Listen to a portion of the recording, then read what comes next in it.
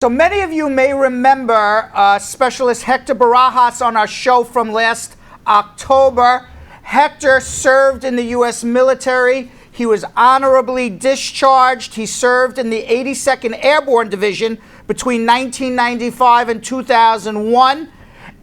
But after he served as a lawful permanent resident who was living in the United States since he was a young child, after he served, he came back to America. He had some post-traumatic stress syndrome. He was in a car. Somebody shot a gun out of the car. It was not Hector, but he was still convicted because he was in the car. He served several years in jail. He was deported after honorably serving in the U.S. military.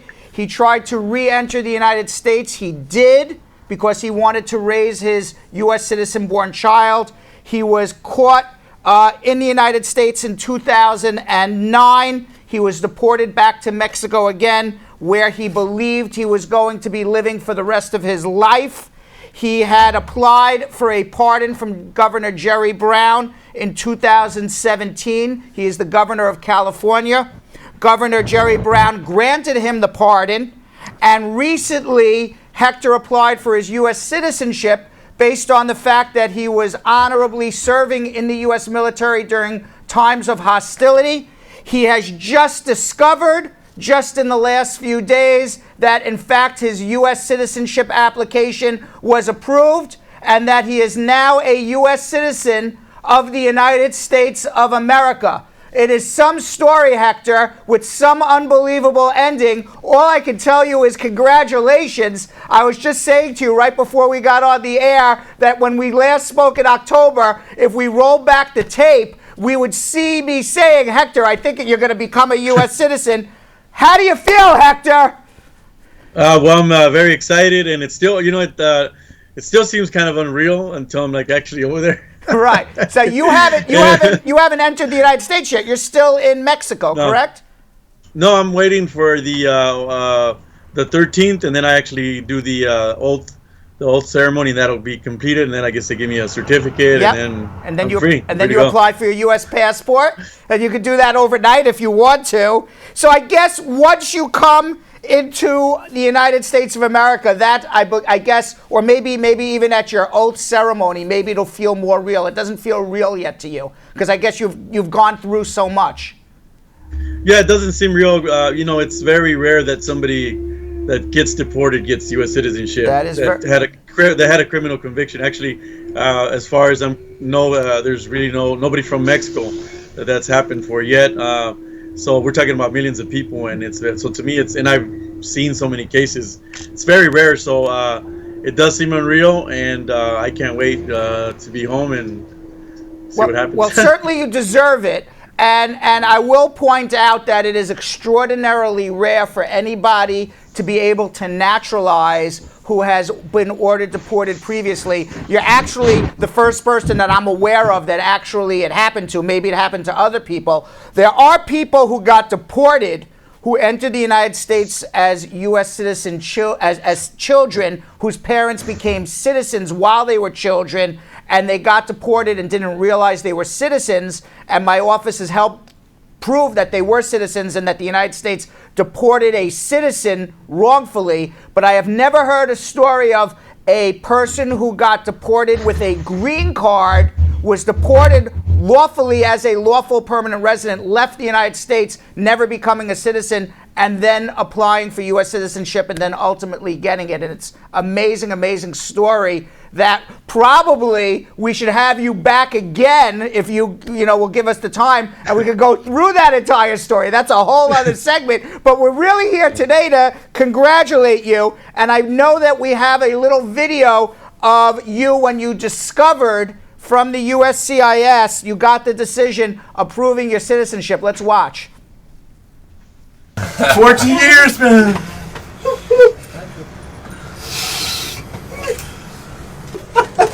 Coming home, Mom.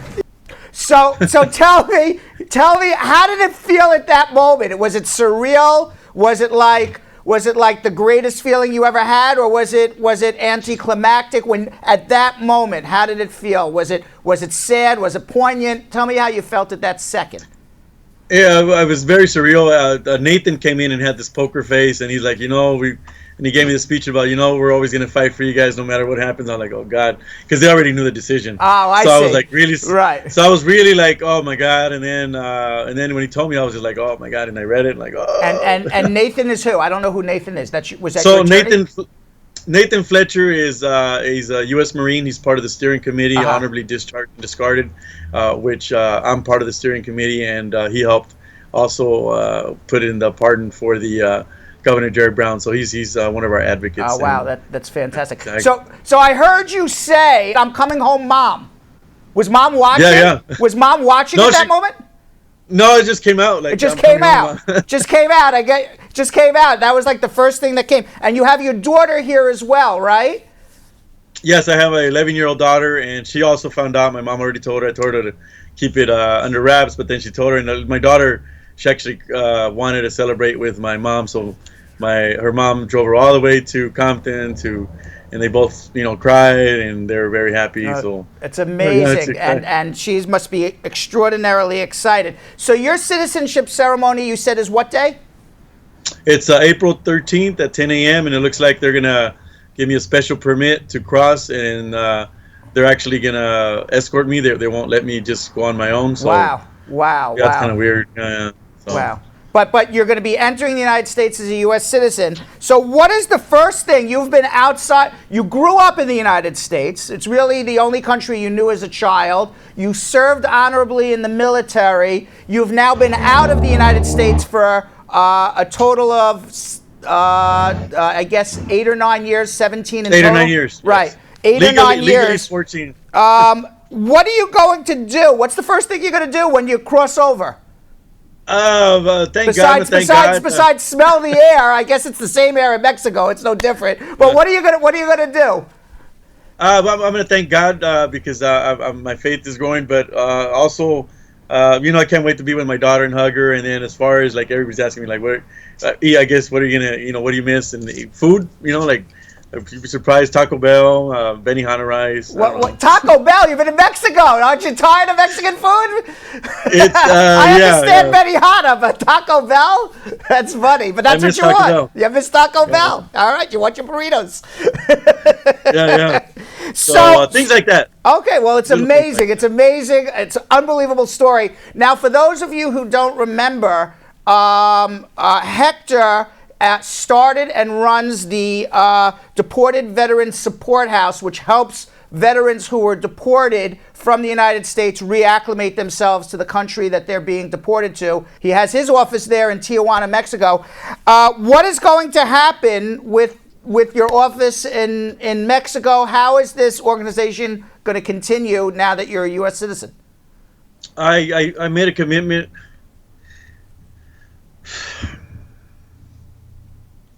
I made a commitment for another year because part of my advocacy is what would help me get home. So I can't just up and leave these men in my work. I live here 24/7. So right. The doors aren't closing. I'm going to stay here for another year, go back and forth. I know my family will understand, my daughter, and I really believe in leaving no man behind. And I work with dreamers, moms, dreamers, and I think my life, my thoughts on immigration are a little bit different now.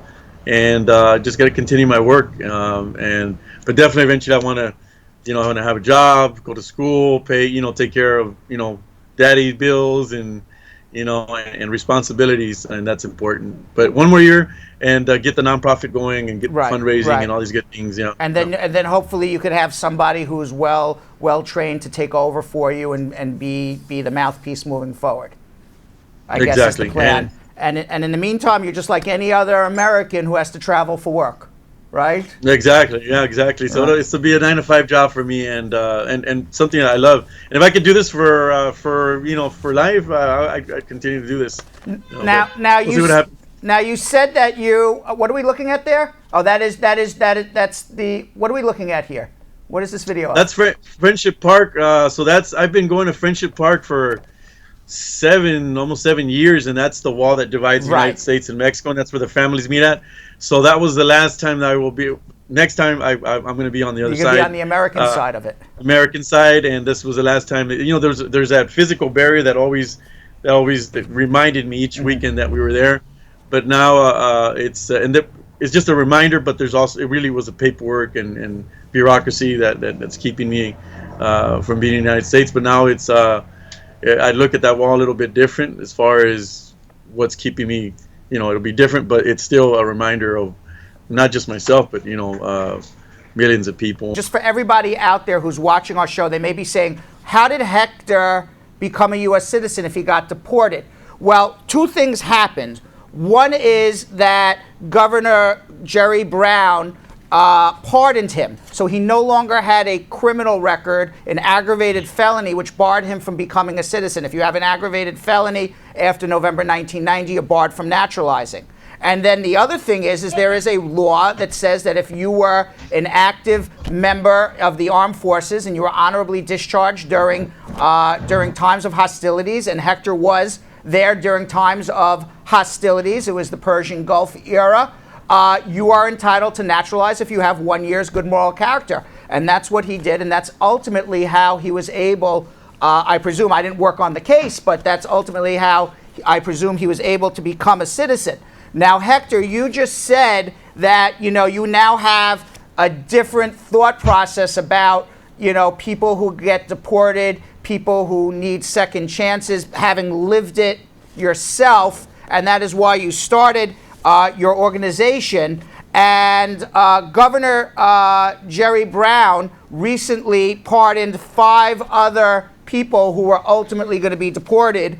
And Donald Trump weighed in on this. I'm going to give you his tweet. This was from March 31st, and I'll ask you for your reaction to this. He wrote on March 31st, Donald Trump, Governor Jerry Moonbeam Brown pardoned 5 criminal illegal aliens whose crimes include 1, kidnapping and robbery, 2, badly beating wife and threatening a crime with intent to terrorize, 3, dealing drugs. Is this really what the great people of California want? At Fox News. What do you think of that? Well, I believe this is. He also did the second chance month. Correct. Yeah. Mm-hmm. And so it's kind of a little irony there, but the United States is a country of second chances, and our country's imperfect. We've screwed over the American Indians, African Americans, but the United States. One of the things that I love about the United States is that it's always fixed what's wrong. At least I've seen that. In history, throughout history. So there's nothing wrong with second chances and opportunities for immigrants, for people that have changed their lives, and we're a nation, or rather world, made up of imperfect human beings that make mistakes all the time. Unfortunately, some of us, like myself, make really bad choices, that could have really bad, situations. But, it's that was 14 years ago. So, the one thing that Donald Trump leaves out is the facts that go with each of these cases. For example, Donald Trump could have tweeted about you, Governor Jerry Brown just pardoned a man and could have killed many, many people. Is this what the people of California want? When he could have also tweeted at the same time, Governor Jerry Brown just pardoned a man who honorably served in the military and is leaving behind an 11-year-old U.S. citizen child, had nothing to do with shooting this gun, and was just in the wrong place at the wrong time, and was actually suffering from post-traumatic stress disorder after having been released from the military. So, I mean, you could change facts to what serves you. And I'll tell you what Governor Jerry Brown kind of reiterated what you just said in a tweet to the @real Donald Trump. And this was just yesterday. He wrote, "This month we celebrate those who have exited the prison system and successfully re-entered society. We encourage expanded opportunities and emphasize our belief in second chances for all who turn their lives around," and then put the website of Donald J. Trump's proclamation, the webpage of his proclamation, which he says during the month of April, we want to give everybody a second chance. And I'm quoting what Donald Trump wrote. He said, "Affording those who have been held accountable for their crime an opportunity to become contributing members of society is a critical element of criminal justice that can reduce our crime rates and prison populations, decrease burdens to the American taxpayer, and make America safe. So, what we're seeing here is, obviously Donald Trump being hypocritical as usual. So let me ask you this. I know you have a lot to do and get ready for your upcoming citizenship, and it's very exciting. What is your message? This happened to you, and it may not happen to every deported veteran. Not every deported veteran is going to become a U.S. citizen. Hopefully some do, but many won't. What is your message? Okay, because you are heading up the Deported Veteran Support House. You have now gotten your own U.S. citizenship. What is your message to all the deported veterans and their families out there? What is your message of hope to them? And what do you tell people who don't believe anyone deserves a second chance in life, even U.S. military members?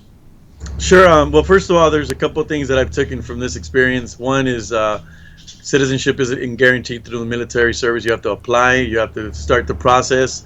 So if you're in the military or a veteran, start the process. And also, if you're a leader, a NCO, please make sure you take care of your soldiers.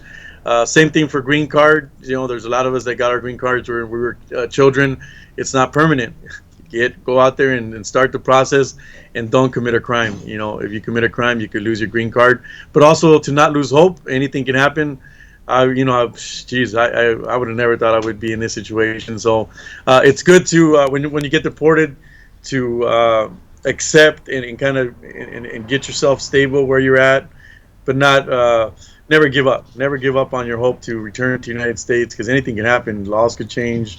Talk to some good attorneys.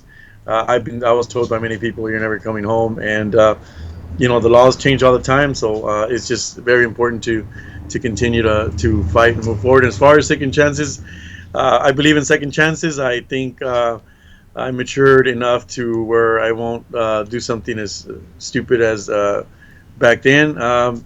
People make mistakes, I was involved in a criminal act, but that doesn't make me a criminal for the rest of my life. And that's all I can say. And also, I will tell you, you served 3 years in jail. You were punished for the crime just like anybody else, and you took your punishment. What happens to people who were born in America versus people who came to America as little children, got green cards, and didn't become citizens, to me, you're the same. You grew up in America, but now you had a second punishment. Okay, you had one punishment of going to jail. You had a second punishment of now being deported and separated from your family and not being able to support them. So that's where, I think people misunderstand. When you look at deportation, although under the law it's not considered a punishment, in reality it is a punishment. So for people who are not born in America, you're getting two punishments instead of one after serving your time. And I'll say this, and just so you know, just coincidentally, yesterday we had a call on the show. It had nobody knew you were coming on our show today. And a gentleman called from Ohio, and he said, Brad, what about all these deported veterans? They serve in the military. I was in the military, and many of my comrades and many of my friends who I served with in war and served and literally bullets flying over our heads, they're getting deported. What are we doing about it?